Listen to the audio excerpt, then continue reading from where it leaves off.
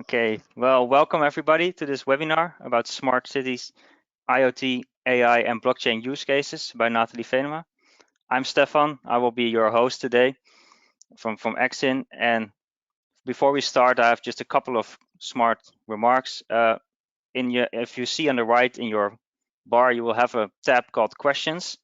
During the webinar, we will answer questions at specific moments. So if you have a question about something that is said, please type it in there, and then we will try to answer as many as possible during the webinar. If you are having trouble hearing us or seeing the slides, the best thing to always try first is to leave the webinar and then come back. Sometimes that will fix that. And otherwise, you can contact the GoToWebinar support. I will post a number that you can call in the chat. If you really can't join, we will send you the recording early next week, but obviously we would love it if you could join us here today. So those are just the short remarks. So I think it's time to throw it over to Nathalie. So Nathalie.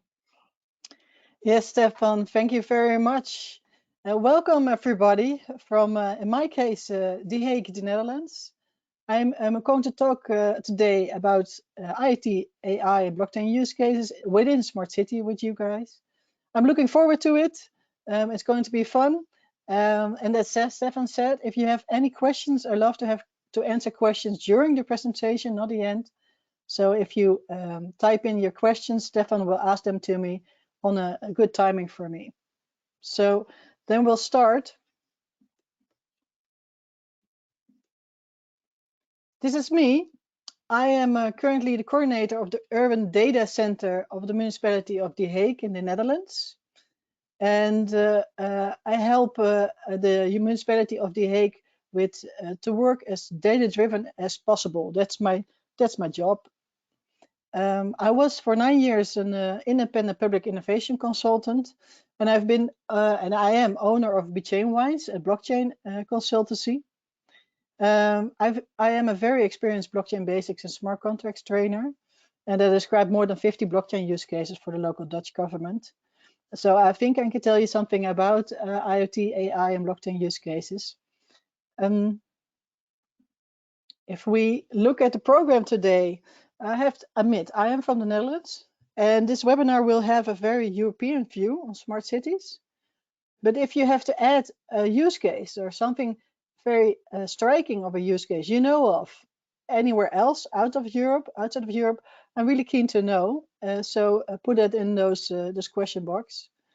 The program of this webinar is as follows. I will start, of course, with the challenges cities face. That's the starting point for every city. What do we need to know and what do we need to change? So that's the first point. Cities take the society as a starting point and not the technology. Second point is about the Sustainable Development Goals. I will tell you more about that. Of course, I'm going into the smart city. What is it exactly? And how is it driven? And how mature is it? Fourth, I will go into the potential of these new technologies, of quite new technologies for future cities. I also will speak a little bit about the convergence of those. That means how those technologies complement each other.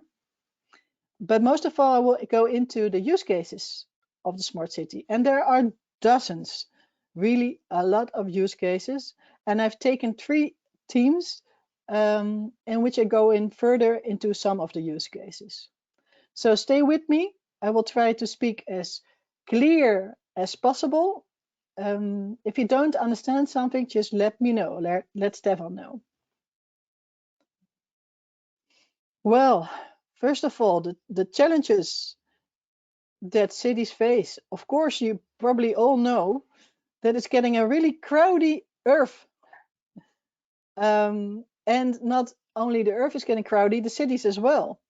As you can see, by 2050, 66% of the world population lives in urban areas. That's a lot. And that's why it's very important to help all those people, all those inhabitants of all those cities and urban areas. All these people need food, energy, water, housing. So it comes to no surprise that a lot of cities have programs to make sure that the inhabitants of cities are happy and the resources they need are going to be fulfilled. So in my case, in the Netherlands, we have a lot of programs about the energy transition, for example, to make sure that everybody has energy at their home, but also clean energy. And exactly the same is, of course, for water and housing. So this is one of the challenges cities face. And there are a lot of crowded cities already. I have the feeling some of you maybe come from India, or maybe from China or Singapore, and you already know that cities are really full. And you can see this. These are the 10 crowded cities in 2013. That's not very different from now, probably more people, of course, but not the change of the cities. And as you see, there are now European cities in there. But maybe you know about the Netherlands. The Netherlands is already a very crowded country, and a lot of people live on 1 square meter. So we know that we have to deal with crowded cities as well.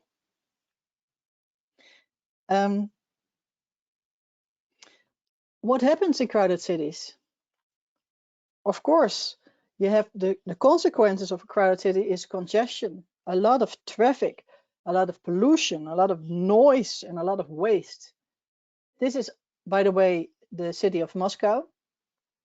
And you can see it's really crowded with a lot of cars. In the Netherlands, they try to change. I've heard of it of Paris, for example, also, is they try to change the cities into more inhabitants-friendly cities, and they make cities car-free. So in the center, a lot of the Netherlands, cities of the Netherlands, you don't see a lot of cars like this in Moscow. It's obviously a very negative consequence of that urbanization of those crowded cities. And those are the challenges cities have to face. But not only a lot of people that live in the cities are a problem for the current cities. What happens with our climate is a big worry for a lot of us. As you can see, for example, in this example, in Switzerland, there was a lot of floods in 2018 and last year even, and it hit a high, a 10-year high in 2018. And you see that everywhere in the world. Floods, environmental threats like floods, cyclones, heat waves are very important challenges for cities to deal with. In the Netherlands, you have a lot of programs for those within the government, resilience programs, climate adaptation, and, for example, projects where areas are made free to make sure that if there is a flood, the water goes there, not into the city. So these are, besides the urbanization and crowded cities, environmental threats are really impressive worldwide. Of course, maybe you heard about last week in Bangladesh, there was a flood as well, often in Mozambique last week as well. So it has a really sense of urgency, and climate adaptation is really high on agendas in the cities all over the world. But of course, sometimes you get something you didn't expect. Well, I didn't expect. That's, of course, pandemic like Corona. For a while, it changes how we live, and sometimes it changes traffic. Like you see here, this is data from TomTom, which shows that the congestion caused by urbanization, crowded cities, has seen a significant drop last year. Of course, because a lot of people stayed at home in case of Corona. But it's not only Corona. We probably are going to get a lot of more pandemics, and that will change the cities as well. How do you want to live during a pandemic in your city? That's a question. you want to breathe nice air, you still want to have food, you still want to feel free.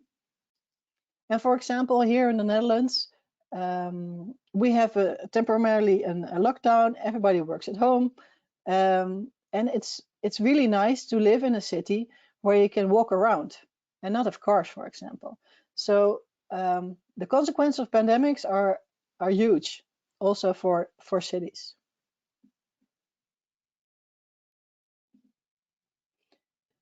So I said a few challenges cities face, like environmental threats, the flooding, the cyclones, the heat waves, the consequences of the urbanization of the crowded cities. Everybody needs resources like food, clean water, and energy. But another big challenge cities face is inequality. So the divide between rich and poor is getting so much bigger the last few years. And that, of course, needs to change. You also see it with the use of technology. You really see a separation between the you have and you have nots if you look at the amount of use of new technology and like iPhone use, for example. And that makes that, for example, if you have an emergency, the people with an iPhone or with digital skills are probably more easy to help themselves than others are. So that causes a social divide as well. Another big challenge is the governance. If cities get more bigger, how do you make sure that everything happens okay within your city? How do you manage that growth of your city? It has all to do with governance. And six is something I wanted to add because of the current affairs is, of course, pandemics. In The Hague, in Amsterdam, a lot of Dutch cities have started programs to monitor what's happening with the society and how big of an influence Corona has on a lot of people within the cities. So a really big challenge to face. I don't know if you heard about these goals, but in 2013, the UN agreed upon these 70 Sustainable Development Goals for the Agenda of 2013, the Sustainability Agenda of 2013. And of course, it's made because there are a lot of areas where we have to make sure that the planet and the way we live with each other will be okay for our children and our children's children. So these challenges I've told you about, not only within the cities have led to goals, but also within countries. And so you see that these 70 Sustainable Development Goals are used within a lot of cities around the world to see if they can change some of these areas. So number one, for example, is no poverty.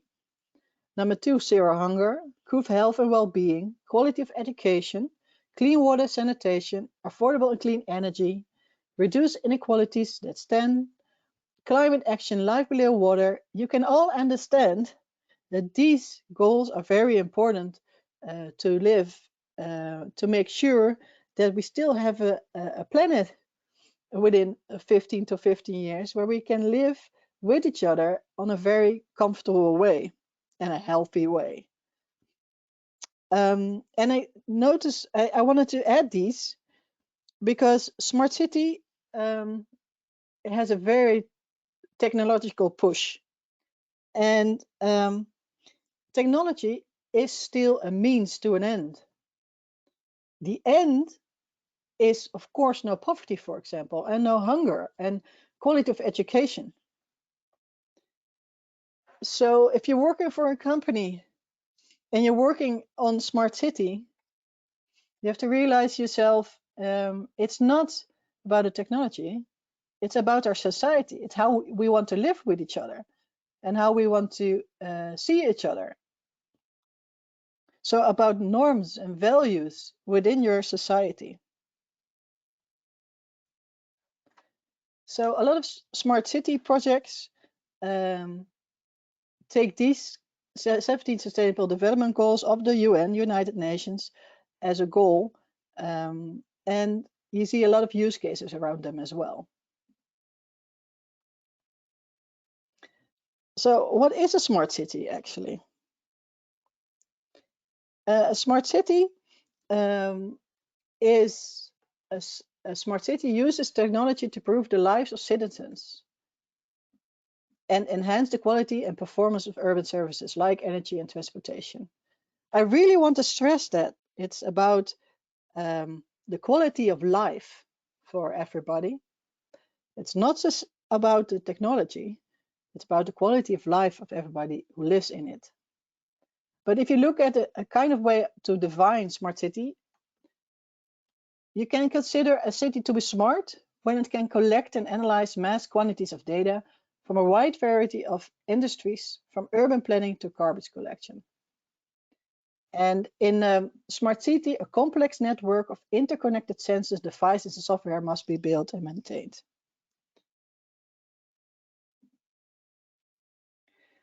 There are a lot of smart city use cases.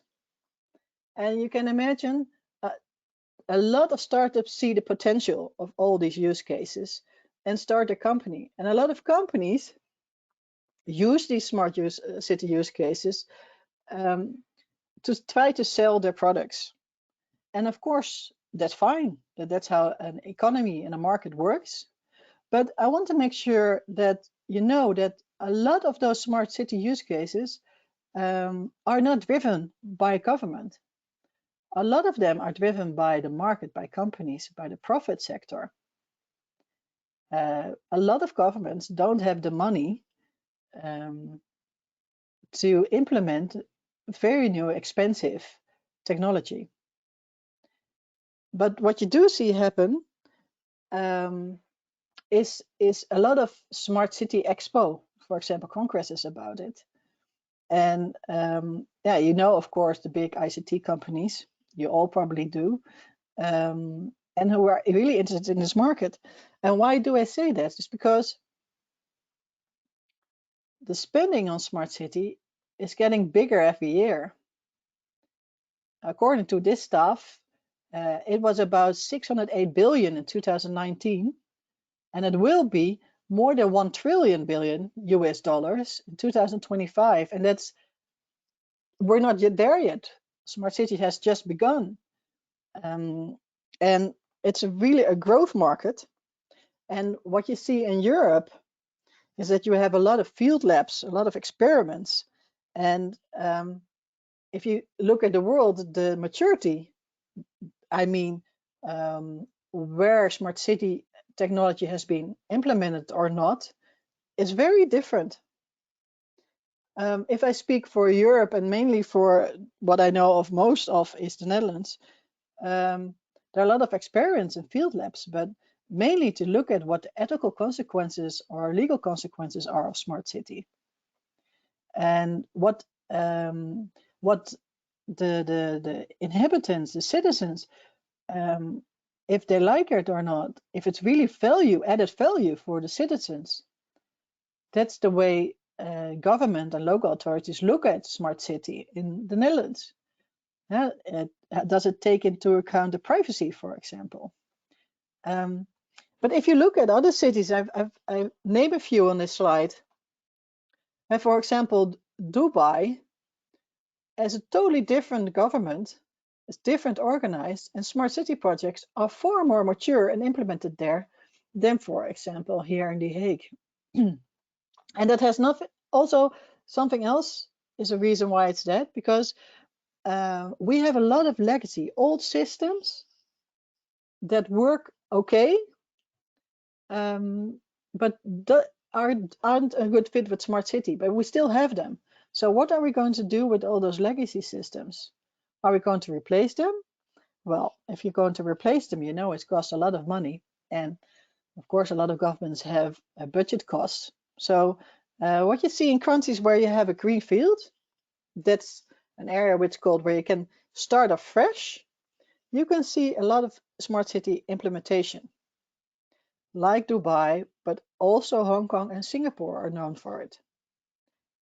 I'm not going into so smart city use cases on those Asian parts of the world, but I know they're far with smart city.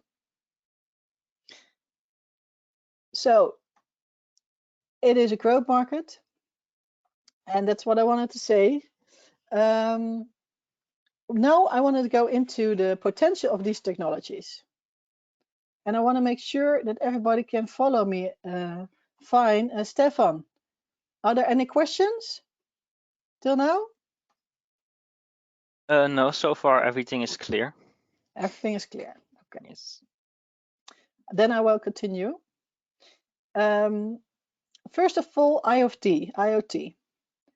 You probably know what IoT is, Internet of Things.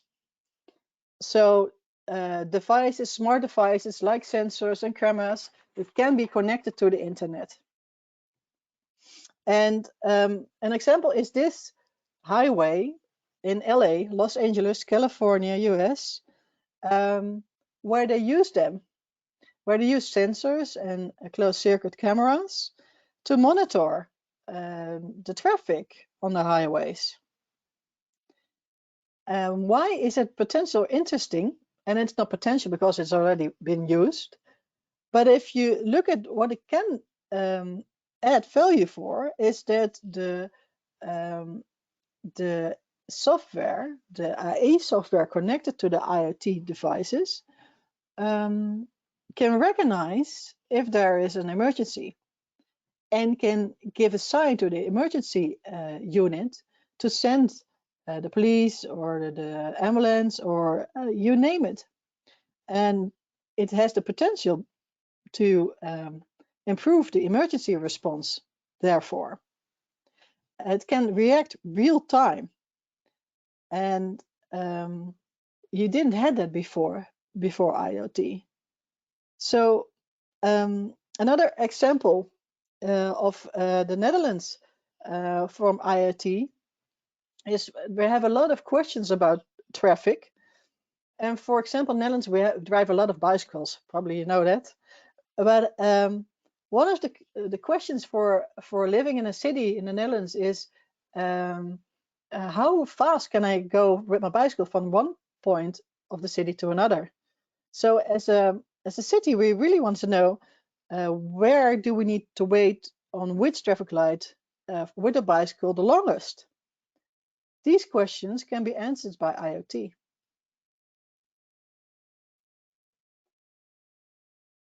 So like I told you, we love bicycles and we still use them. The traffic counters, you see those ladies with the orange shirts on, they're counting how many bicycles are traffic through this traffic point. And of course, that's really nice that they have a job, but this is of course not scalable. It's not very fast, and it costs a lot of money to do this on every traffic of every corner.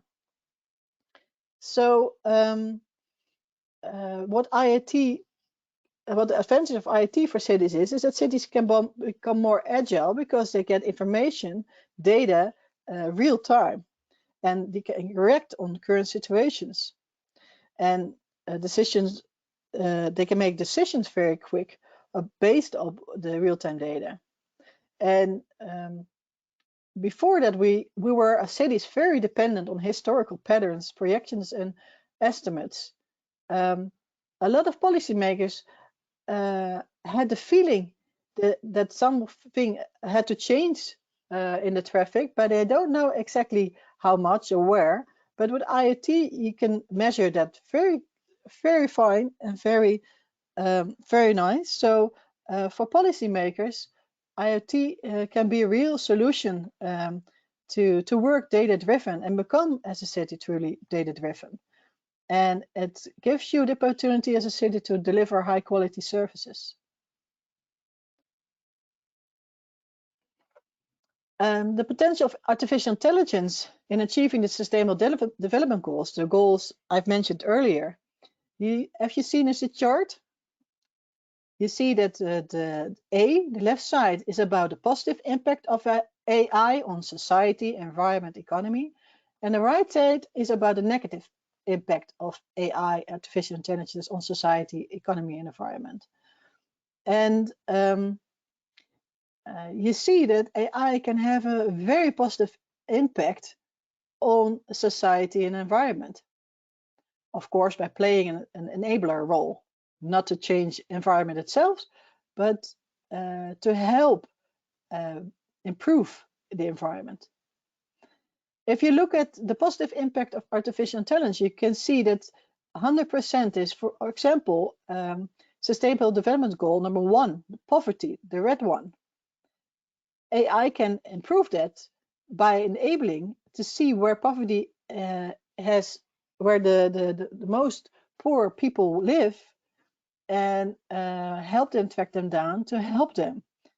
That's one of the advantages of AI. Another one is that clean water. It can help clean water. It can track and monitor if water is clean, yes or no, or what isn't if water isn't good, or yes or no. And the same is, of course, for industry, innovation, infrastructure. So AI can have a very positive impact as an enabler for the Sustainable Development Goals, but it can also, of course, have a negative impact. And maybe some of you have already experienced that. I don't know if you experienced negative consequences of cameras, of face recognition software, but that's one of the negative impacts, of course, of AI. And you see in this graph clearly that the society can have negative impacts. One of the examples you can mention here is, of course, reduced equality. If you have algorithms with biases on that are negative towards minorities or women, for example, that can have a very negative impact. So it's not, AI is not always very positive and can be negative. And one of the things that you have to make sure before starting with AI is, of course, what the legal and ethical consequences are of this technology. There are a lot of capabilities and pain points of those diverse technologies. And the main pain point of blockchain is it needs to connect to the real world. Data is not, it has to be put on the blockchain. And how do you know where it's coming from? The pain point for artificial intelligence is that it needs a large amount of data to train. And a pain point for IoT, of course, it needs to be trusted. Is it your device? Is it someone else's device? Is it not hacked, the device? These are really pain points of those technologies. I can continue. I have to admit, I hope you know where blockchain, AI, and IoT is about, because I'm not going into that, but you can have examples like IE, like facial recognition software, IoT, the sensors in the roads, what I tell you, and blockchain, of course, the infrastructure where you can have a large amount of data interacted with each other between organizations, that it's trusted, yes or no. And these three technologies can help each other in the smart city. And actually, smart city is a very good use case, a very good area where you can converge those. They can help each other. I don't know if you heard about it, but for example, blockchain can help IoT to make sure that if the device, for example, has an identity, you can follow, you can trace your data from the device on the blockchain. It can increase the security of the device and the data of the device on the blockchain. And you can trust the data of the IoT on the blockchain more. That's one of the relationship benefits IoT and blockchain have. If I go to AA, IE, and blockchain, of course, you know, artificial intelligence needs a lot of data to train. And how do you know that it's good data, that you can trust the data, and that the data hasn't been hacked? Well, that's where you can use blockchain. So if you look at the conversion of AI, blockchain, and IoT, you can see that they have mutual benefits. And blockchain can be seen as the infrastructure that you can use the data of IoT on, where AI and machine learning can profit from. So they can be really connected to each other. More about convergence of blockchain and AI in IoT, I would really recommend there is a really small report of the European Union Blockchain Observatory and Forum. You can find it by just Googling it. And there's a lot of examples about this convergence and how they can help each other to solve very important issues with implementing new technologies. It's a real recommendation for you. So now where I wanted to talk to you about the smart city use cases. Team number 1 I've chosen, smart city and environment. You can expect that there are a lot of things you want to monitor with IoT, for example. If you see on the left side, you can see, for example, you want to monitor the air quality. This is an implementation in England of where they want to monitor in a city, Bedfordshire, I believe, where they want to monitor the air quality because the air quality was getting really bad. It's made by IoT devices that can monitor, and in this case, it only uses IoT till now. But you can imagine that it's really nice if a blockchain is getting more scalable.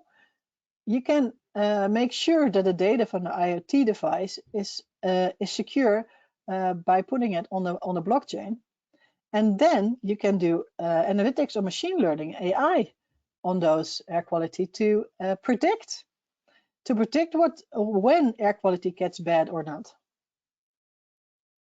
Another one that has to do, of course, is smart water. Everybody wants smart water, wants clean water, and everybody wants their water on time. And that is exactly where IoT and artificial intelligence can come in. They can first recognize if water is leaked, for example. You see a water leak detector. You can see if the temperature and quality is good by the IoT device. But artificial intelligence makes it possible to make sure that everybody has the right amount of water at the right time at the water distribution point. Can you imagine how nice it would be if you can predict where and when how much water needs to be? That's one of the use cases for smart water in smart city. And of course, if you're looking at smart city use cases and environment, energy. The most famous blockchain energy use case is already implemented. For example, in Texas, you have the smart energy grid where people live in a small town and they buy and sell energy from each other. And they do that by the blockchain. And the nice part about this is that it's also artificial intelligence enabled because it can really calculate for you when to buy and to sell for the best price. So if you look at smart city, it's also about making sure you know when you need energy and where exactly. You can imagine that everything that's with IoT is connected. It's really interesting to look into further monitoring and analyzing with artificial intelligence. Well, that was the environment in the smart city use cases, but you can imagine there are a lot of use cases possible for a smart city and environment. And one of those has been experimented in Barcelona, waste management. If you look at what you can do with IoT and waste management, you can put sensors to track, of course, the containers. You can have real-time data where the containers are and make sure that you have the right route to find the containers that are empty or need to be emptied. But also if there are containers who are broken, you can predict with AI if they're getting broken or not, and make sure you prevent it by doing preventive maintenance. So these are just a few of use cases. You can imagine how easy IoT and IE together are. And of course, it's getting more interested if we have autonomous waste management traffic cars, but I have to admit I haven't seen them. I haven't know of an experiment of them, but that will be the next step, of course. Also, a nice artificial intelligence use case with waste management is that with AI, software can recognize if the waste is separated or not, and can sort recyclable materials. This is, by the way, a project called, it's an Alphabet project, Everyday Robot project, where a robot picks out the recyclable materials in an office, and it can be used, they want to let you use it every day. But of course, you can imagine that for a municipality, city, this is really interesting because we all want to recycle. And if an AI robot gets to know recyclable materials, it saves a lot of time and costs. Another area within Smart City where you can find a lot of blockchain, IE, and IoT use cases is within smart mobility. There is one very easy one. It's on the left. You see it's in Dutch, but I will translate it for you. You can see these are the parts, are the metros. It's going every 2 hours. You see from 5 to 7 o'clock. You can see exactly where they expect to have a lot of people within the metro. You can see between 14 and 15 hours, it's a lot busier than 2 hours before that. So it's an app, and I can see when I need to go with the metro when it's not so busy. And it's really handy right now with the social distancing part. And actually, a lot of this technology has been is used with different cities also to plot where it's busy in the center or which areas are busy, to make sure if it's getting too crowded, to make sure that social distancing is still possible. The technology behind it, of course, has to do with Internet of Things, the devices, sensors that measure how many people are within a metro, and of course the prediction analysis by AI software. If we look to the image at the right, the smart mobility, there are a lot of use cases. For example, I will take you to left under, detect, it's a blue box, detect empty parking stalls. If you put in IoT sensor devices in the ground, it can measure, of course, if it's being used, yes or no. But you can imagine if you're in a city with very low parking spaces, it's really handy to have an app to see where there are parking spaces or not. IoT makes that possible. That's one of the smart mobility. Of course, another one is the green box is with the traffic lights. The timing, if it's really crowded on one street, it's really nice to put the traffic light on green to make sure that the flow is more optimized. That's also made possible by smart traffic lights. And lighting is also a very big use case within smart city. And another one more in the future, I don't know if you heard about it, is the one on the left side in the top, track exposure of ads to traffic. You can imagine if you can follow what type of cars are coming through a road, you can see what if it's a car for a family, for example, or more cars for people going to work.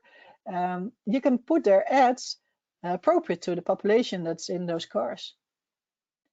And of course, you can use a lot of technologies to make sure that that happens. So as you can see, smart mobility has a lot of use cases for blockchain, IoT, and AI as well. Smart parking. In Munich, they started in November 2020, an experiment in Munich in Germany, where with Fetch IE, I don't know if you know them, and a blockchain company, Datarella, with tokens and reward by blockchain. If you go, your car is on this parking lot, and if you leave your car from the parking lot, you get rewards. And as soon as you're getting back to the parking lot, the rewards stop. So it's an incentive to stay away from the parking lot that's really crowded. So that's also IE and blockchain together. See, it's they recognize which car stands where on the parking lot. Well, then the last theme I wanted to discuss with you is public safety. Of course, what I told you about the busy monitoring. On the right side, you see the map of Amsterdam, and you can see exactly where it's getting crowded. And it's for a lot of police very interesting to know where they have to go to make sure that everybody keeps their distance, for example. But safety is, of course, more than only crowded streets. On the left side, I didn't know, but when I was preparing for this webinar, I came across this one. It's I hope you never had to use these, but it's a gunshot detector. The sensor, the IoT sensors, are trained by IE software to notice if there's a gunshot, and if there are, directly emergency response is being alarmed. So you can imagine that it's far more quicker for emergencies to get real-time response from those sensors they notice a gunshot than from people that are calling 911, for example. Another one, if you're looking at public safety, has to do with water. Like I told you, like in the beginning about the floods. If you use sensors in water, you can notice if there's, and predict with AI, if there's a lot of floods going on, and if they're coming or going, and when it happens. And if you can predict them, maybe you can stop them. Another one, what has to do with safety, has of course to do with event detection. Machine learning algorithms try to identify anomalies in streams of video, audio, etc. And by identifying those anomalies, they can flag incidents in real time to increase security. But probably most of you know, this can be a good thing, of course, if you are in need. If you're getting robbed, it's really nice to have the police very quick. But we all know it has its downfalls. Facial recognition software is something that's that has a very deep black ethical side. And do we want that? Do we want to be recognized everywhere? Although safety is very important. In the Netherlands, they're starting to get hardware devices where you can have privacy and still be detected if there is an incident, yes or no. Privacy preserving IoT devices. If you haven't known about it, I think I will recommend to look for it because it's really the future. This is my webinar about the smart city use cases, about blockchain and IoT. I hope you enjoyed my talk. And if you have any questions, I can answer. Stefan, have you have any questions? Yes, I have a couple. Let me start. I think this one is interesting. Mm-hmm. Are there any use cases that are currently don't exist or are not possible, but that you would really like to see in a smart city?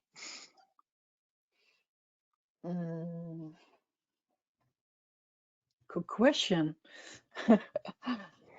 So use cases that aren't implemented still, but I would like to see.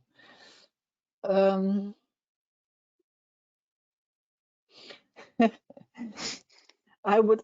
It's a really another way of thinking, but I would love to see a nice behavior monitored. So people being nice to each other on some kind of level that help each other when they have an accident, for example. Had to have also good news. Maybe it's because of the pandemic now, but I have a hunger for good news right now. So maybe that's an answer. Yeah, instead of all the negative use Yeah, cases like crime, just more positive. exactly. Yeah. Yeah. Yes. What other questions are there, Stefan? Here, what I understand is that transparency is important to get trust. Yeah. How far can you go in being transparent without being too technical?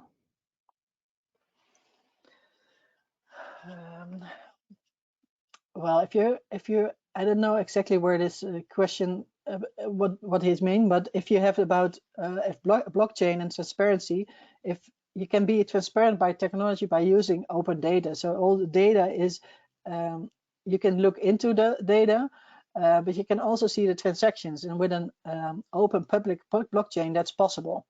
And that's of course not possible with a if you put all the data on a cloud where only one organization, often a very commercial company, has access to. So if you're talking about transparency, it's technology to make sure that everybody can have access and see that at real time. I don't know if that's not too technical, but I hope that answers the questions a little bit. Yes, I hope it answers as well. For the next one, it says any inputs for driving to continual surface improvements. Can you repeat that? Driving and then? I think it says, are there any inputs? So I think he means use cases that are driving towards continual surface improvement. Continual service improvement. Yes, there are. Like I told you, with the waste management containers and the maintenance,